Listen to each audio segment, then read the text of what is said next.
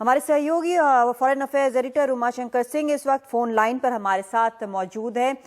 उमा, जो यहाँ पर राजनाथ सिंह कह रहे हैं कि फिलहाल हमें भरोसा करना चाहिए, लेकिन आखिर किस आधार पर ये कह रहे हैं भरोसा, ये थोड़ा समझ में नहीं आ रहा है, क्योंकि सूत्रों के मुताबिक ना तो जैश से तार की बात को स्वीकार कर रहा है पाकिस्तान, ना उसको कुछ कार्रवाई उस पर कर रहा है, ना ऐसे कोई बड़ी गिरफ्तारी हुई है।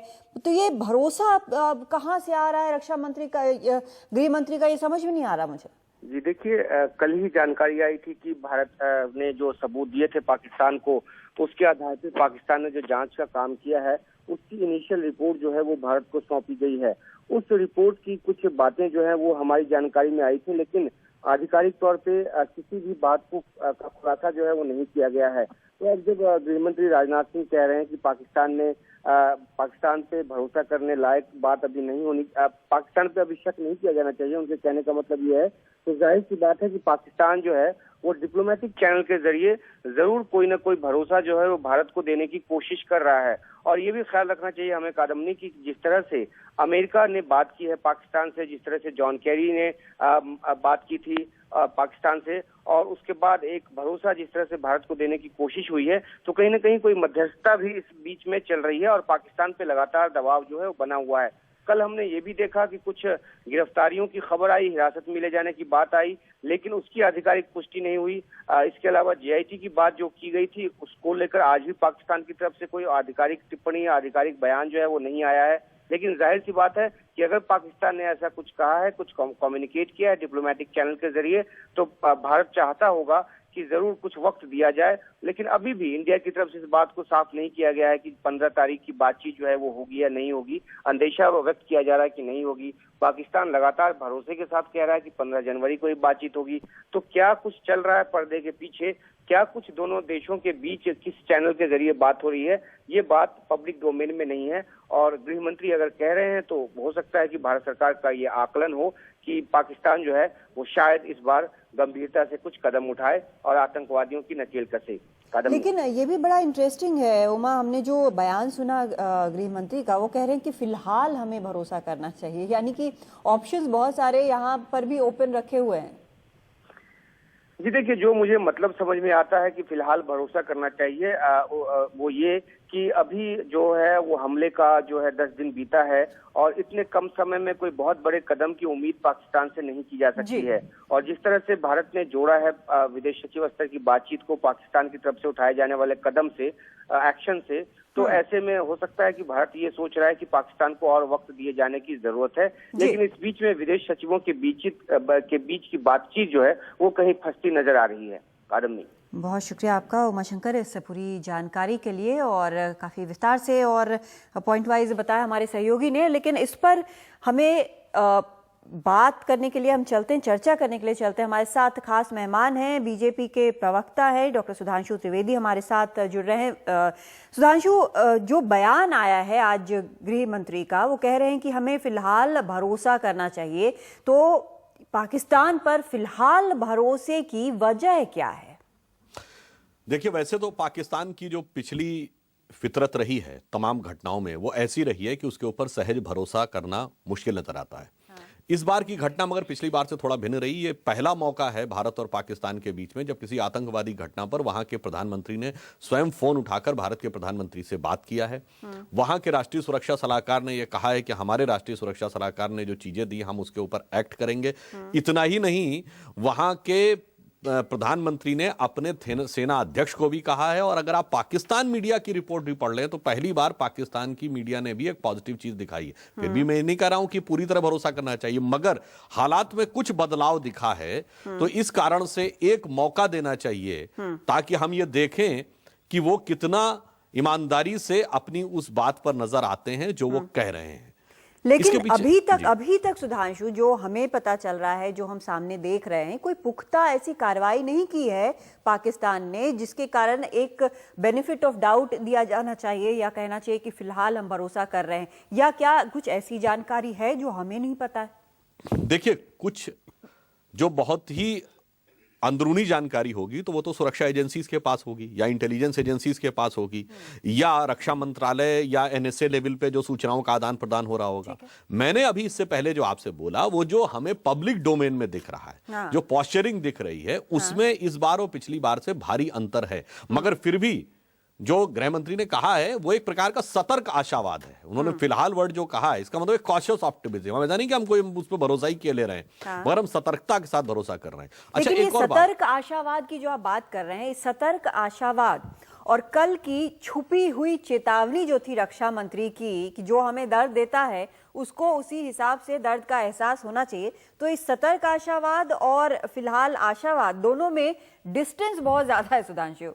नहीं, देखिए क्या है, अगर आप भारत की इस वस्तुस्थिति को देखेंगे तो आपको दोनों आपस में एक दूसरे के पूरक नजर आएंगे। जैसे पठानकोट की घटना इकलौती नहीं थी, पठानकोट के साथ मजार शरीफ भी हुआ था। इन दोनों को आप जोड़ के देखें तो अफगानिस्तान में नेटो फोर्सेस के विड्रॉल के बाद, जाने के बाद जो हालात बने हैं, वहां पर पुनः कट्टरपंथी ताकतें सर उठा रही हैं। वह भारत के लिए एक बड़ी चुनौती है, पाकिस्तान के लिए भी एक बड़ी समस्या बनेगी। तो ये पठानकोट की घटना पर पाकिस्तान यदि ईमानदारी से प्रयास करता है कुछ, तो उसको सिर्फ भारत से संबंध बेहतर नहीं होंगे, अंतरराष्ट्रीय स्तर पर उसको यह संदेश देना होगा कि वो आतंकवाद से ईमानदारी से लड़ पा रहा है और अफगानिस्तान की सीमा पर भी जो कुछ होने जा रहा है उसके संदर्भ में वह लड़ाई सही ढंग से लड़ पाएगा। तो आज पाकिस्तान की 3 डायमेंशन पे परीक्षा है। इसलिए मैं ये कह रहा हूं कि जो सतर्क आशावाद है उसका आधार तो ये है, और यदि वह इस आशावाद पे खरा नहीं उतरता है तो मैंने जो अंतरराष्ट्रीय और क्षेत्रीय परिस्थिति बताई, इसमें से जो कुछ भी निकलेगा उससे सबसे ज्यादा कष्ट जो है वो पाकिस्तान को ही होने जा रहा है। तो रक्षा मंत्री का बयान कष्ट तो हमें भी हो रहा है, कष्ट तो हमें भी हो रहा है, लेकिन समस्या ये है सुधांशु कि आप जिसको एक दूसरे का पूरक बता रहे हैं वो बाकियों के सामने, हम लोगों के सामने, चाहे मीडिया हो या जनता हो, उसके सामने वो कंफ्यूजन की स्थिति लग रही है। पता ही नहीं चल रहा है कि भारत सरकार चाह क्या रही है। देखिए, मैंने इसीलिए आपसे कहा कि यदि हम पठानकोट की घटना को अलग रख के देखेंगे तो शायद हमें असमंजस या कंफ्यूजन की स्थिति नजर आए। पर पठानकोट और मजारे शरीफ, विड्रॉल ऑफ नाटो फोर्सेस और यूएस प्रेशर, इन सबको मिला के देखेंगे तब यह घटना असमंजस की नजर नहीं आएगी।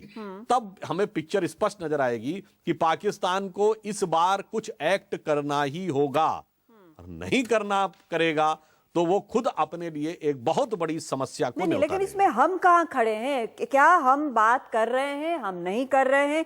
ये चीज एक बहुत बड़ा सवाल हो गई, क्योंकि अगर आप देखें तो रक्षा मंत्री एक चीज बोल रहे हैं, गृह मंत्री दूसरी चीज बोल रहे हैं, विदेश मंत्रालय में सिर्फ खामोशी नजर आ रही है। सब जितने हैं सब पीएमओ की तरफ देख रहे हैं कि शायद वहां से कुछ जवाब आए। वहां भी अभी 15 तारीख को प्रस्तावित वार्ता होनी है, लेकिन अभी तक कुछ भी कहा नहीं गया है, कुछ भी क्लैरिटी नहीं है।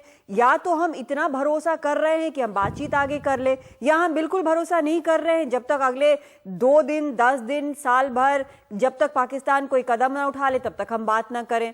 बात घूम फिर कर वहीं पर आ जा रही है ना सुधांशु। देखिए, विदेश मंत्रालय में शांति नहीं है। विदेश मंत्रालय ने आधिकारिक रूप से कह दिया है कि हमने जो भी चीजें बतानी थी बता दी, अब गेंद पाकिस्तान के पाले में है। तो अब पाकिस्तान को इस विषय के ऊपर निर्णय लेना होगा, उसे अपनी ईमानदारी, परिपक्वता। तो पाकिस्तान तो और सबूत मांग रहा है। नहीं, देखिए, आप एक परिस्थिति और भी समझिए, उसने क्या मांगा है क्या नहीं मांगा। मैंने कहा ये तो इंटेलिजेंस एजेंसीज या राष्ट्रीय सुरक्षा सलाहकार या रक्षा मंत्रालय को ही पता होगा। जो विदेश मंत्रालय है सुधांशु, उस प्रेस ब्रीफिंग में मैं खुद मौजूद थी, मैंने कवर किया है, ठीक है। उस प्रेस ब्रीफिंग में साफ तौर पर जो प्रवक्ता है उन्होंने कहा है कि एक्शनेबल इंटेलिजेंस दिया गया है। एक्शनेबल इंटेलिजेंस का सीधा मतलब है कि ऐसे सबूत हम मान रहे हैं कि हमने दिए हैं जिन पर सख्त कार्रवाई की जा सकती है। लेकिन जब पाकिस्तान कहता है कि हमें और सबूत चाहिए, हमारे तार नहीं जुड़ रहे आप जो बता रहे हैं कि जैश ए मोहम्मद से, तब हम इसको क्या समझे? फिर कहां खड़े हैं हम? देखिए, सूत्रों के हिसाब से खबर आती है कि वह और सबूत मांग रहा है। सूत्रों में यह भी खबर आती है कि उसने वहां कुछ लोगों की गिरफ्तारी भी की है। उसकी पुष्टि नहीं हुई है, ना इस खबर की पुष्टि है, ना ये भी आई है कि जो यहां पर आतंकवादी थे उनके जो कुछ रिश्तेदार माने जा रहे हैं या परिवार के लोग माने जा रहे हैं, उनकी भी गिरफ्तारी हुई है। तो सूत्रों के आधार पर आई हुई खबरों के आधार पर हम अपना पूरा मत बना लें यह हमें उचित प्रतीत नहीं होता है। हमें थोड़ी सी प्रतीक्षा करनी चाहिए, उसके बाद स्थिति स्पष्ट होगी। हाँ, एक सुधांशु, बात मैं अभी कहना- आप सरकार में हैं इसलिए ऐसा बोल रहे हैं। यही स्थिति अगर आप सरकार में नहीं होते बनती तब आप क्या कहते? आप तो फिर बहुत जमकर हमला करते, जैसे कि अभी विपक्ष कर रहा है आपके ऊपर कि कोई पॉलिसी ही नहीं है। देखिए, ये बहुत ही मतलब कहना चाहिए अनुपयुक्त उदाहरण है, बहुत ही इम्प्रॉपर एग्जाम्पल है ये देना। अरे भाई, उस जमाने और हमारे के जमाने में कितना अंतर है। 26/11 हुआ, 26/11 के बाद 4 दिन के बाद तो पाकिस्तान ने प्रतिक्रिया की, उसमें भी अनेक प्रकार के किंतु परंतु करते हुए। इवन उस पत्र में कॉज ऑफ टेरर जैसे शब्दों का भी उल्लेख था। और उसके बाद उसके 8 महीने के अंदर हमने शर्म और शेख में पाकिस्तान के साथ ज्वाइंट डिक्लेरेशन किया, और इतना ही नहीं, उसमें हमने बलूचिस्तान को भी इंक्लूड कर लिया। इससे बड़ा सरेंडर क्या हो सकता था। और इस सरकार के दौरे हुकूमत में देखिए, मोदी जी जाते हैं लाहौर, तो पाकिस्तान की सत्ताधारी और सभी अपोजिशन पार्टीज उसका स्वागत करती हैं, केवल हाफिज सईद विरोध करता है। और याद करिए उस सरकार में क्या था, हमारे प्रधानमंत्री का हाफिज सईद विरोध करता है। और उस सरकार में यही जनवरी का महीना था 2013 में, जब तत्कालीन गृह मंत्री सुशील कुमार शिंदे ने हिंदू आतंकवाद शब्द का प्रयोग किया आप था। जितना हाफिज कुछ सईद बोल ने रहे हैं ना, शाबाशी बहुत दी सारे थी। एग्जाम्पल दे रहे हैं, लेकिन जो मुझे एक बॉटम लाइन समझ में आ रही है कि सरकार का बड़ा सीधा सा मत है कि बातचीत चलती रहेगी। 15 तारीख को बातचीत हो ना हो वो अलग चीज है, आगे हो सकती है, पोस्टपोन किया जा सकता है। लेकिन इस हमले के बावजूद जो बॉटम लाइन आपकी बातों से, बाकी सब के बयानों से लग रहा है, वो ये कि बातचीत पाकिस्तान से जारी रहेगी। देखिए, बॉटम लाइन हमारी ये है कि हम पाकिस्तान से बातचीत के पक्षधर हैं, पर भारत के हित और स्वाभिमान पर कोई समझौता किए बगैर। हमारा 1.5 साल का पूरा ट्रैक रिकॉर्ड देख लीजिए। पहले मोदी जी ने स्वेरिंग इन सेरेमनी में बुलाया, उसके बाद जब सीमा पर फायरिंग हुई तो इतना तगड़ा जवाब दिया गया कि याद करिए, पहला मौका था जब पाकिस्तान ने विषय यूनाइटेड नेशंस में उठाया कि भारत की बीएसएफ को जरूरत से ज्यादा कार्रवाई कर रही है। फिर उसके बाद देखिए, उफा में पहली बार भारत पाकिस्तान के संदर्भों में केवल और केवल आतंकवाद के ऊपर हम एक लिखित समझौता करवाने में सफल हुए, वो भी प्रधानमंत्री के स्तर तक। मगर वो बात दिल्ली में मटेरियलाइज नहीं हुई। उसके बाद बैंकॉक में एनएसए लेवल की वार्ता हुई। अभी तक इन 1.5 वर्षों में औपचारिक इसमें 2-3 द्विपक्षीय आपने वार्ता, इंपॉर्टेंट पॉइंट छोड़ दिए। उफा के बाद जो दीनानगर वाला था वो हमला हुआ था। हाँ, मैं उसके उसके आ बाद रहा हूं। बातचीत तोड़ी गई थी। यहाँ पर हाई कमीशन में जब हुर्रियत के हुर्रियत नेताओं को नेताओं बुलाया को गया उस था पे। तो बातचीत टूटी थी। उसके बाद अब ये फिर जब लाहौर गए हैं पीएम, तो फिर उसके बाद फिर ये हमला हो गया। फिर उस पे बातचीत पे क्वेश्चन मार्क है। जो जानकार है वो कहते हैं कि ब्लो हॉट ब्लो कोल्ड की ये पॉलिसी नहीं चलेगी। कादम्बनी जी, आपने अच्छा उदाहरण दिया। जब हुर्रियत की वार्ता टूटी, उसके बाद उफा हुआ। उफा में एक कदम हम आगे बढ़े कि वो टेरर के ऊपर कुछ लिखने को तैयार हुए। फिर दिल्ली की वार्ता टूटी। फिर बैंकॉक में मैं ये कह रहा था, अभी तक 1.5 साल में औपचारिक द्विपक्षीय वार्ता, ऑफिशियल बायलैटरल डायलॉग एक ही हुआ है, वो एनएसए के स्तर पे हुआ, और वो आतंकवाद केंद्रित हुआ है। वो आतंकवाद पर वार्ता हुई है, आतंकवाद के अलावा नहीं। इसके बाद प्रधानमंत्री जी वहां गए, पाकिस्तान गए। अब आप कहेंगे फिर उसके बाद ये घटना हो गई। तो इस घटना के बाद पहला मौका है कि पाकिस्तान के प्रधानमंत्री ने अपनी तरफ से कार्रवाई की, बात की, कार्रवाई का भरोसा दिया। और अभी भरोसा कितना मेटेरियलाइज होगा ये देखने की बात पर भरोसा नहीं। तो हर बार जब हमने सख्त लिया है स्टैंड, और तो कूटनीति के साथ कुछ न कुछ एक चरण आगे बढ़ने में भी सफलता प्राप्त की है। तो ये चलिए देखते नहीं, क्या होता है। बल्कि एक बहुत दक्षतापूर्ण सब कूटनीति इंतजार ही कर रहे हैं कि अब क्या कदम सरकार उठाती है। बहुत सारी आपने उपलब्धि बता दी कि बायलैटरल हो गया एनएसए के बातचीत के बाद, लेकिन अभी कदम बहुत आगे जाने हैं और बहुत सारे इसमें मोड़ भी आएंगे रास्ते में। फिलहाल देखते हैं कि 15 तारीख का क्या होता है। बहुत शुक्रिया आपका हमसे इस पर चर्चा करने के लिए सुधांशु। और मैं एक बात देखते हैं आगे क्या होगा। वक्त फिलहाल कम है सुधांशु, आगे इस पर और चर्चा करेंगे।